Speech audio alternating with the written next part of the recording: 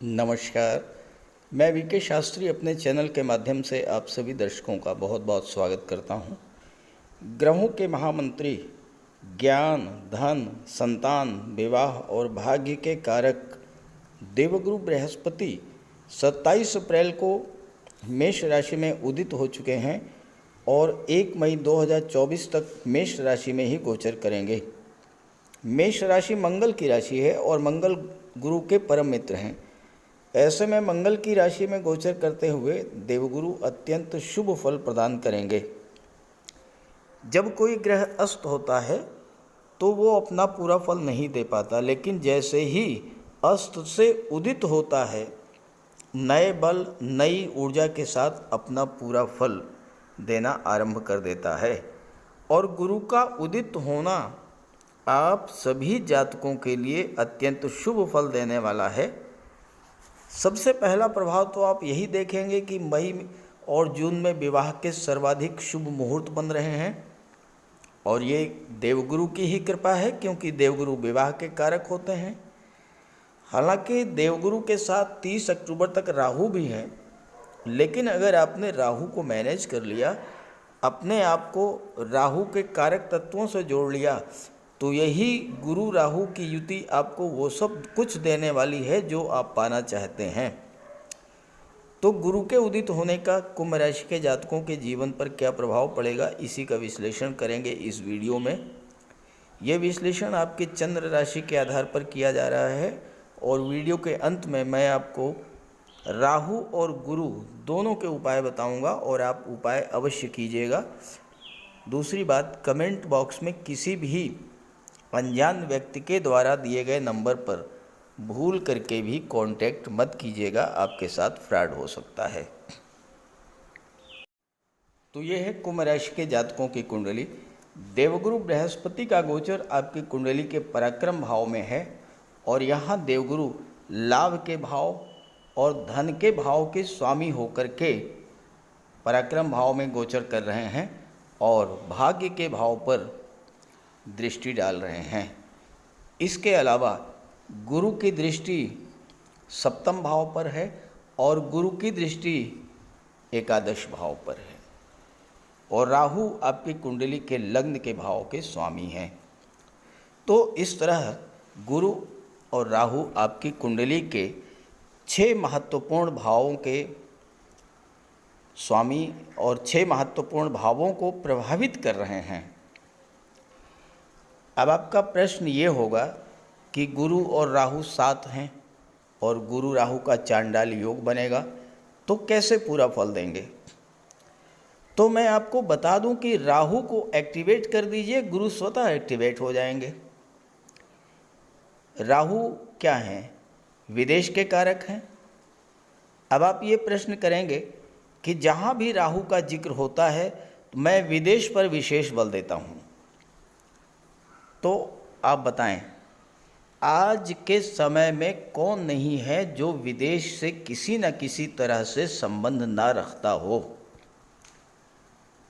जो छात्र हैं, उच्च शिक्षा ग्रहण कर रहे हैं, चाहे वो मेडिकल के क्षेत्र में हो, चाहे वो इंजीनियरिंग के क्षेत्र में हो, आईटी सेक्टर में हो या किसी अन्य स्ट्रीम में उच्च शिक्षा ग्रहण कर रहे हों, वो विदेश में ही तो शिक्षा ग्रहण कर रहे हैं। विदेश यानी मातृभूमि से दूर वो स्थान जहाँ पर भाषा, कल्चर थोड़ा सा बदल जाए। अब आप यूपी में हैं, बिहार में हैं, आप दिल्ली में उच्च शिक्षा ग्रहण कर रहे हैं, आप चेन्नई, बेंगलोर में उच्च शिक्षा ग्रहण कर रहे हैं, आप महाराष्ट्र में हायर एजुकेशन के लिए गए हुए हैं, तो क्या है, ये विदेशी तो हुआ। जो बिजनेसमैन है उनका भी संबंध दूसरे शहरों और दूसरे राज्यों से है, यानी विदेश से उनका भी संबंध है। नौकरी जो लोग कर रहे हैं ऑलमोस्ट उनका भी संबंध विदेश से ही है। जन्म हुआ है उत्तर प्रदेश में और नौकरी वो दिल्ली में कर रहे हैं, तो ये विदेश का संबंध बन गया। यहाँ तक कि जो मजदूर वर्ग हैं, ईंट भट्ठों पर, फार्म हाउसेस पर जो लोग काम कर रहे हैं, वो भी एक राज्य से दूसरे राज्य में जा कर के काम कर रहे हैं। तो राहु का एक पक्ष तो पूरा हो गया, विदेश का भाव तो फुलफिल हो गया, लगभग सभी लोग विदेश से जुड़ रहे हैं। अब दूसरी बात आती है, राहु है विस्तार के कारक, तो हर व्यक्ति अपने कार्य का विस्तार करने के लिए प्रयत्नशील है और आप भी कीजिए, रिजल्ट आएगा।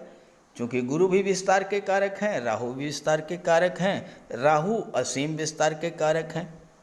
अब राहु तीसरे भाव में गोचर कर रहे हैं, तीसरे भाव में अति विशिष्ट कारक होते हैं, क्योंकि तीसरा भाव है पराक्रम पुरुषार्थ का, तीसरा भाव है ऑनलाइन एक्टिविटीज़ का, तीसरा भाव है ट्रैवल एंड टूरिज़्म का, यात्राओं का। और राहु क्या है? राहु ऑनलाइन एक्टिविटीज़ के कारक हैं, शैडो रिलेटेड एरियाज़ के कारक हैं। तो तीसरे भाव के तो जो सभी चीज़ें हैं वो राहु के कारक तत्वों से पूरी हो रही हैं। राहु ऑनलाइन एक्टिविटीज़ हैं। आज के युग में हर व्यक्ति मोबाइल से, इंटरनेट से, सोशल मीडिया से, यूट्यूब से, फेसबुक से, इंस्टाग्राम से जुड़ा है।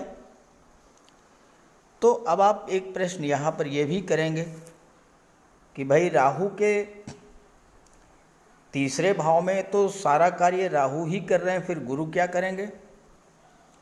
तो देखिए, राहु की जो नेगेटिव एनर्जी है, राहु का जो नकारात्मक पक्ष है, उसको कंट्रोल करेंगे गुरु।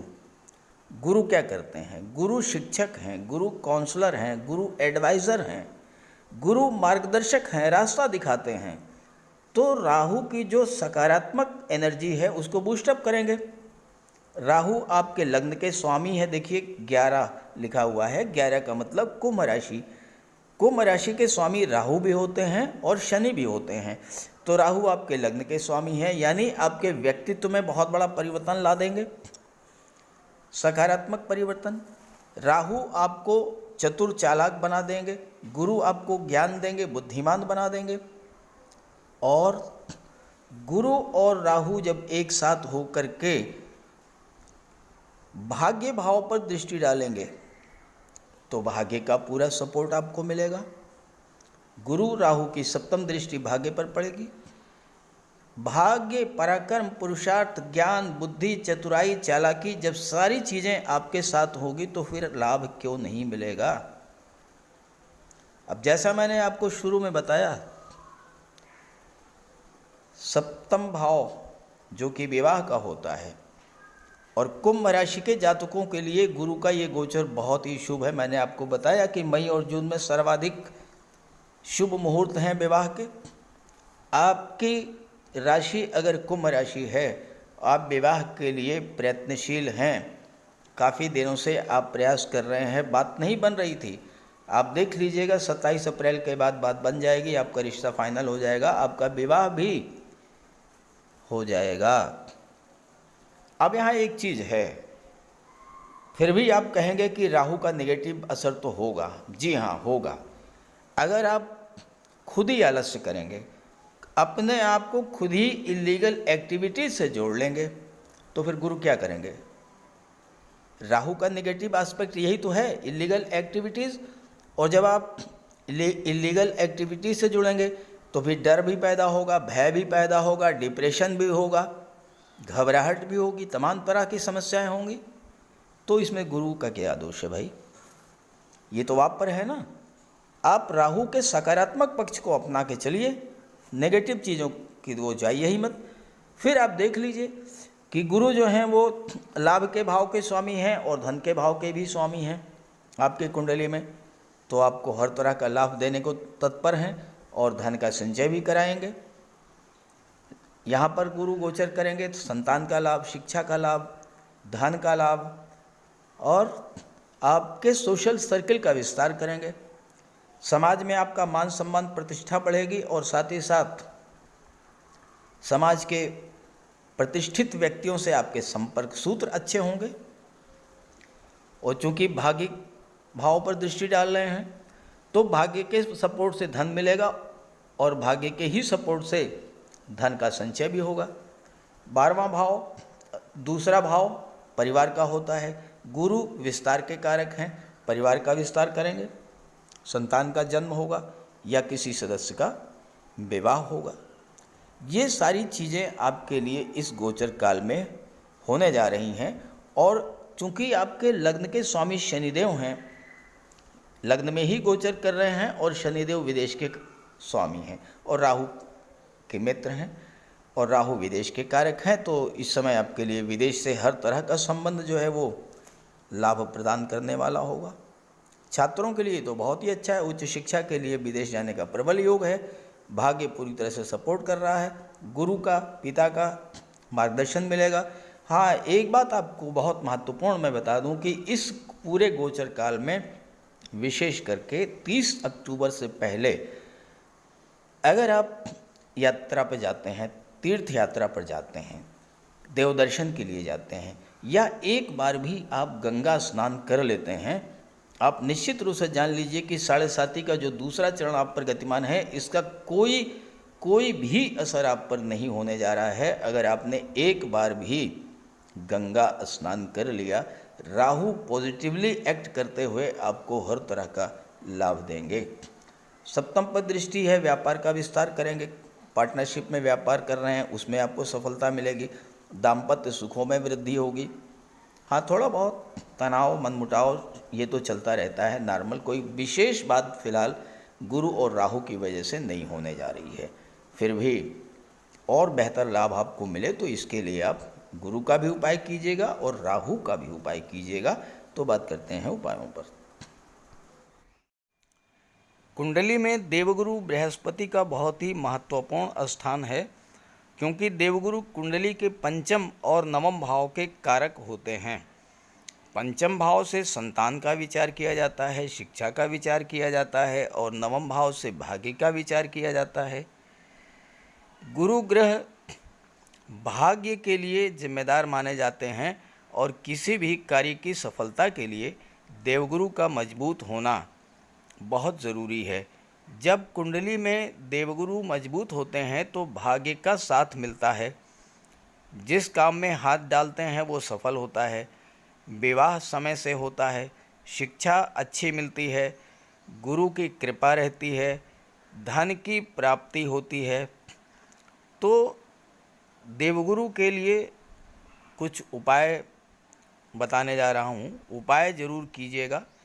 अगर आपकी जन्म कुंडली में गुरु कमज़ोर स्थिति में है तो आपको गुरुवार का व्रत करना चाहिए। स्नान करते समय जल में आधा चम्मच हल्दी डालकर स्नान करें। स्नान के बाद पीले रंग के वस्त्र धारण करें और साथ ही साथ केसर या हल्दी का तिलक लगाएं। और गुरुवार के दिन भगवान विष्णु की उपासना करें। घर में केले का एक वृक्ष लगा लें, उसकी पूजा करें, उसकी सेवा करें। भोजन में चने के बेसन, चीनी और घी से बने लड्डू का सेवन करें और अपनी क्षमता के अनुसार पीले वस्त्र, हल्दी, शहद, धार्मिक पुस्तकें, इन सब का दान कर सकते हैं। अगर गुरु ग्रह कमज़ोर है तो पुखराज धारण करें, लेकिन इसके लिए किसी योग्य ज्योतिषी की सलाह ले लें। माता पिता, गुरु और बुज़ुर्गों का सम्मान करें, उनकी देखभाल करें और उनका आशीर्वाद प्राप्त करें। साफ सफाई रखें, गुरु की सेवा करें और दही और चावल गरीबों को खिलाएं। किसी गरीब को, किसी दिव्यांग व्यक्ति को भोजन कराएं। किसी वृद्धाश्रम में जाकर के वृद्धों के साथ कुछ समय बिताएं, उनकी समस्याओं को जानें, समझें। कोई ज़रूरी नहीं है कि आप धन से ही सहायता करें, तन और मन से भी आप मदद कर सकते हैं दूसरों की, और ऐसा करने से देवगुरु अत्यंत प्रसन्न होते हैं। और जब देवगुरु बलवान होंगे तो आपको पूरा लाभ मिलेंगे। तो ये उपाय करके देखिएगा, लाभ होगा। राहु का कोई अशुभ प्रभाव आप पर न पड़े, इसलिए राहु का उपाय जरूर करें। राहु का सबसे बढ़िया उपाय है मोर पंख। देखिए, राहु को सर्प का स्वरूप माना गया है और मोर सर्प को खा जाता है, तो जहाँ पर मोर पंख रहता है वहाँ पर राहु का प्रवेश नहीं होता है। अपने घर के मेन डोर पर, बेडरूम में, ड्राइंग रूम में, स्टडी रूम में एक एक मोर पंख लगा दें। एक मोर पंख अपने तकिए के नीचे रखें। जहाँ पर आप कार्य करते हैं ऑफिस में, वहाँ भी मोर पंख आप रखें और अपने बैग में एक मोर पंख ज़रूर रखें और एक सुरमे की डिबिया, ये दो चीज़ें अपने बैग में हमेशा रखें और एक छोटी सी चांदी की गोली अपनी जेब में रखें। इससे राहु और बुध दोनों का उपाय हो जाता है। काले कुत्ते को भोजन दें, काली गाय की सेवा करें, इससे राहु, केतु और शनि तीनों ही प्रसन्न होते हैं। कुष्ठ आश्रम में जाकर के या दिव्यांगों को भोजन का दान दें और एक नारियल शनिवार के दिन अंधेरा होने पर अपने सिर के एंटी क्लॉकवाइज 7 बार घुमा करके नदी में बहा दें। दुर्गा माता का आशीर्वाद प्राप्त करें, दुर्गा चालीसा का पाठ करें, सोमवार के दिन शिवलिंग पर अभिषेक करें, सफ़ेद चंदन का टीका लगाएं और एक सफ़ेद चंदन का टुकड़ा अपने पास रखें। घर में कपूर की धूनी दें। ये छोटे छोटे से उपाय हैं। अगर आप इन उपायों को करते हैं तो निश्चित रूप से राहु के सभी शुभ फल आपको प्राप्त होंगे। तो उपाय ज़रूर कीजिएगा, लाभ मिलेगा और जब लाभ हो तो कमेंट करके बताइएगा और ये वीडियो अपने साथियों को, अपने मित्रों को भी शेयर कर दीजिएगा। नमस्कार।